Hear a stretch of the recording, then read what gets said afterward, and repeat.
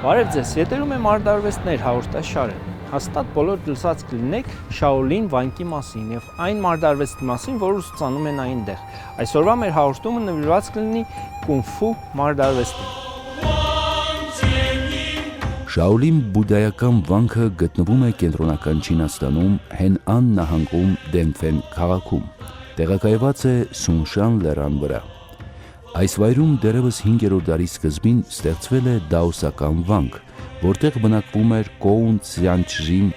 սակայն ավելի ուշ դաոսականության հալածանքներից հետո վանքը զբաղեցրել են բուդդայականները։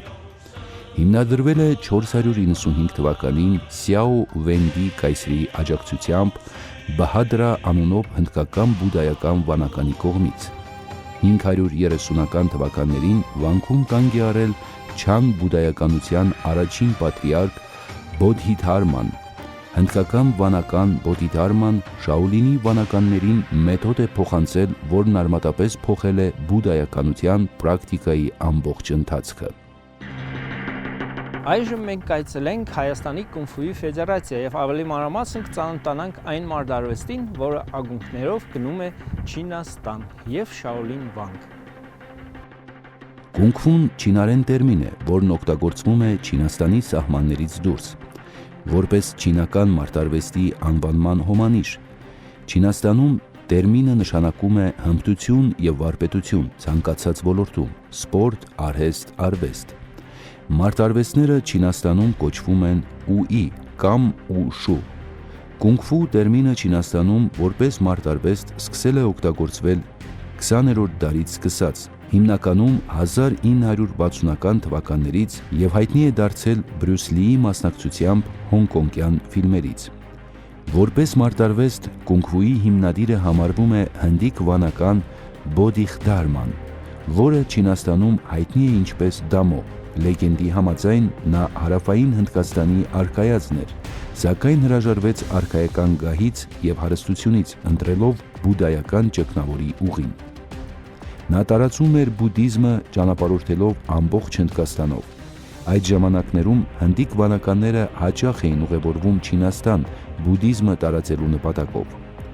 Բոդհիդհարման տեղափոխվեց Չինաստան, որտեղ հաստատվեց Շաոլինի վանական համալիրում։ Տեղի վանականները նրան թվացին ֆիզիկապես թույլ եւ անընդունակ դիմանալ բուդդիստ ճգնավորական կյանքին։ Այժմ նա վանականներին առաջարկեց ֆիզիկական վարժությունների համալիր, որպեսզի կոփեն վանականների առողջությունը եւ դիմացկունությունը։ Վարժությունները շատ էֆեկտիվ էին եւ վանականները սկսեցին պարբերաբար կատարել եւ իրենց ունակությունները հասցնել կատարելության։ Աստիճանաբար այդ վարժությունների հիման վրա սկսեցին մշակել ինքնապաշտպանական համակարգ։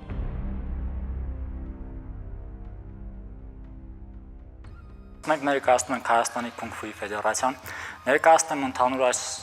մարտարվեստի եւ մարտաձևի պատմությունը, նաեւ այս մարտարվեստի պատմությունը Հայաստանում։ Այս մարտաձևը եւ մարտարվեստը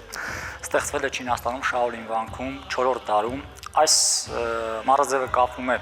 վանական Պոդիտա Արմայի կամ ինչպես չինացիներն են նշում Տամոյի անվան հետ։ Նա եղել է հնդիկ փիլիսոփա եւ իշխան, որը ուսումնասիրել է Զեն բուդդայականություն, 4 դարում անցնելով Հնդկաստանից հետապնդման միջոցով հետապնդել են իրեն, այսպես ասած, անցնելով Չինաստան, եկե հաստատվել է Շաոլին վանքում, որը գտնվում է Շաոլինի Հենյան նահանգում Սինչուան լեռան վրա, հաստատվում է վանական համալիրում, որտեղ տեսնելով, որ վանական համալիրի վանականները իր դասախոսությունների ժամանակ, փիլիսոփայական հարցերի ժամանակ ննջում են, քնում են, իրանց հետաքրքիր չի, որոշեց ինչ-որ համակարգ ստեղծել, որը կակտիվացնի վանականներին։ Եվ դրա միջոցով ստեղծվեց այս մեր հրաշք մարտաձևը, որը կոչվում է կունգ-ֆու, չինարեն գունգ-ֆու, թարգմանաբար նշանակում է վարպետություն, վարպետ, կատարելագործված մարդ։ Սկզբնական շրջանում, որ կունգ-ֆուն ստեղծվեց, կոչվեց Լոհանի կամ Արխատի 18 ձեռքեր։ Հիմնականը հիմնված էր կենթանական շարժումների վրա, մեդիտացիաների, ցիգունի շնչառական վարությունների վրա, որից հետո ստեղծվեց տարբեր շաոլինյան ոճերի ուղղություններ, որը մոտավորապես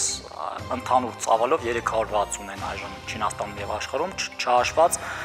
չինական ընտանեկան ոճերը, որոնք շատ բազմազան են։ Նաեւ մեկ այլ դրվագ ունեն չինացիներ, որը որ կապում են Հուաթանով բժշկի հետ, այս մարտարվեստի ստեղծման ակունքները,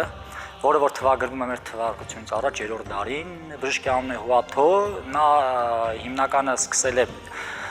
մարդկանց բժշկել կենթանական շարժումների միջոցով, որը հետագայում վերածվել է նաև գունֆուի։ Այս երկու տարբերակն շրջանառում Չինաստանում, որ կամ Հուաթոն է ստեղծել, կամ Դամոյի հետ է կապված։ Ավելի շատ հակված ենք նրան, որ Դամոյի հետ է կապված,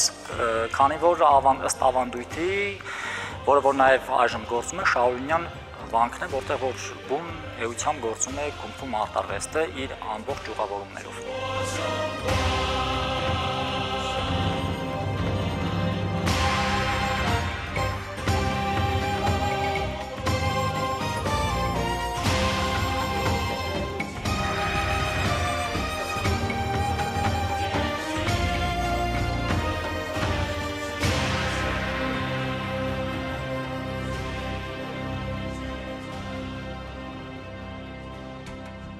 Վինգ Չունի նպատակն է հնարավորինս արագ ոչնչացնել հակառակորդին։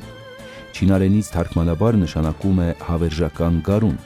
օգտագործում է բազմաթիվ մարտական հնարքներ, դրա համար էլ համարվում է ուշուի մարտական ուղղվածություն։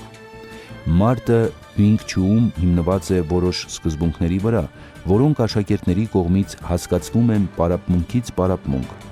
Հարվածային գծից անցումներն ուղեկցվում են մերձ մարտի անցումով և ակնթարթային ուղղագիծ հարվածներով։ Շատ հաճախ մարտն ավարտվում է ծնկների և արմունկների հարվածներով։ Կպչուն ձեռքերի տեխնիկան Չի Սաուն օգնում է մարտիկին գերազանց ձևով կողմնորոշվել մերձամարտում։ Գոյություն ունին նաև դանակի օգտագործմամբ տեխնիկաներ, որոնք ամուր կապված են ձեռքերի տեխնիկայի և առանց զենք հնարքների հետ։ Չի Սաոյի հետ ուսումնասիրվում են նաև բռնումներ և գցումներ։ Մենք սկսել ենք մարզվել այս մարզաձևով, այս մարտարվեստով 92 թվականից ակումբային մասշտաբով։ Հիմքը ծառայեցել է Հայ Սևգոտների միությունը, որը որ հիմնադրվել է մեր սփյուռքահայ ընկերների կողմից, որոնք որ 92 թվականին եկան Հայաստան և հիմնադրեցին ակումբային Հայ Սևգոտների միությունը, որտեղ որ մարզեցին քունգֆուի մեկ ուղղության ոճով, որը կոչվում էր թայնույ, քունգֆու թայնույ, որից հետո մենք այսպես ասած բազմազանեցրեցինք ընկերներով աշխատելով, թե դուրսը վերապատրաստվելով, թե մասնագետներ հրավիրելով, որի ընթացքում և ստեղծվեց այսօրվա այն ամենը, ինչ որ մենք կներկայացնենք այս ֆիլմում։ Իսկ ընդհանուր Հայաստանի քունգֆուի ֆեդերացիան ստեղծվեց 2013 թվականին, մեր ընկերների բոլորի ջանքերով հիմնադրեցինք և միացանք աշխարհի քունգֆուի ֆեդերացիային, որը հիմնադրվել է 2011 թվականին պարոն Ֆուբիայի կողմից, մեծ վարպետ Ֆուբիայի կողմից, որը նաև հանդիսանում է նախկին չինական Շաոլին վանքի վանական, որը որ ունի մեծ կենտրոններ Պեկինում, 3 հատ մեծ պեկինյան շաոլինյան դպրոցներ ունի, որտեղ որ գտնվում է շտաբ կվարձիրան կենտրոնական գրասենյակը աշխարհի քունգֆուի ֆեդերացիայի։ Ունի մոտավորապես 50 երկրի անդամակցություն, 50 ազգային ֆեդերացիաներ, որից եւ մեկը հանդիսանում ենք մենք Հայաստանի քունգֆուի ֆեդերացիան։ 2014 թվականից մինչև այսօր մասնակցում ենք աշխարհի, Եվրոպայի եւ միջազգային մրցաշարի, որից որ վերադարձել ենք բավականին լավ արդյունքներով եւ պատվավոր տեղերով։ Մեր սաները մեր հավաքականը կազմված է մոտավորապես 15 մարզիկից, որոնք մարզում են ամենաքիչը 7 տարի, ամենաշատը 15 տարի, այսինքն ընդհանուր այս մարզվում արդյունք ունենալու համար պետք է մարզվես 7-ից 15 տարի, որպեսզի կարողանաս լուրջ արդյունքներ գրանցել։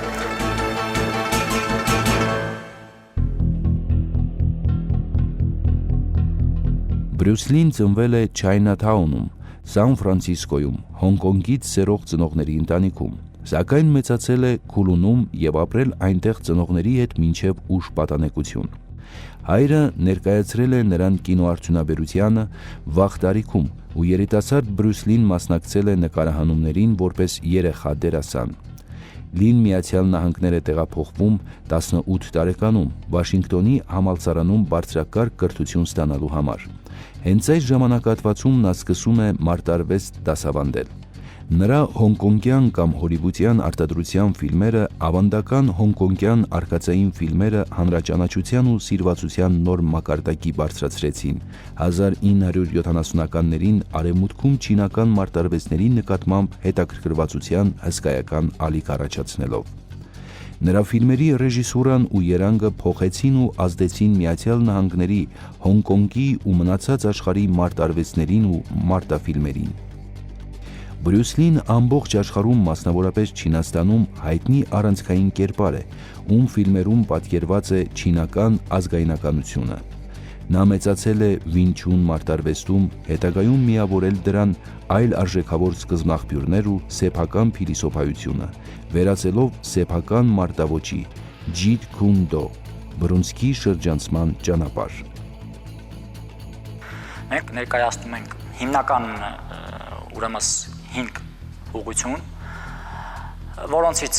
3-ը ավանդական ոճեր են, մնացածը մրցումային։ Ընդհանուր աշխարհի քունգ-ֆուի ֆեդերացիան իր մեջ ներառում է եւ ավանդական ոճերը, այսինքն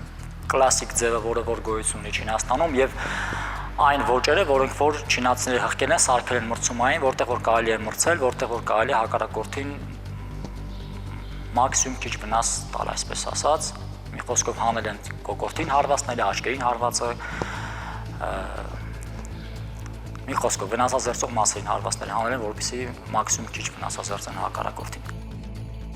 Մոտավորապես մարզում են երկարություն 300 մարզիկներ այս մարզերով Հայաստանում։ Նաև մեր մարզիկները հնարավորություն ունեն տարեկան 1 ամսով մեկնել Չինաստան։ Չինացիների հետ ունենք պայմանագիր, որ մեր մարզիկներին պետք է ուսուցանեն այն ոճերը, որը որ մենք Հայաստանում չունենք, այսպես ասած, որը որ պետք է ավելի զարգացնենք եւ առաջ տանենք։ Տարեկան 1 ամիս կարող են մեր մարզիկները այնտեղ վերապատրաստվել։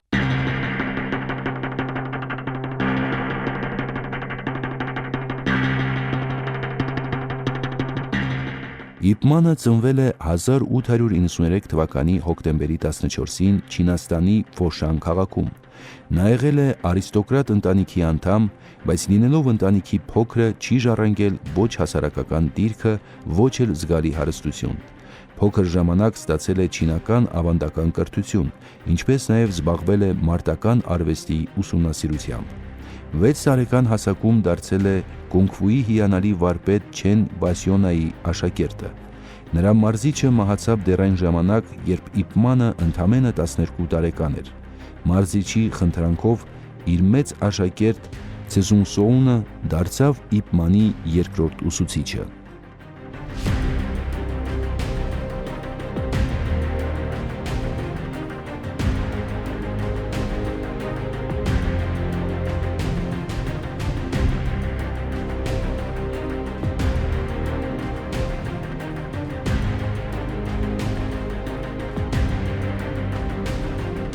Այսօրվա համար այսքանը, հետևեք մեր հաղորդումներին, որտեղ մենք ձեզ կներկայացնենք նոր մարտարվեստներ եւ նոր պատմություններ, եւ եղեք առողջ։ Հաջողություն։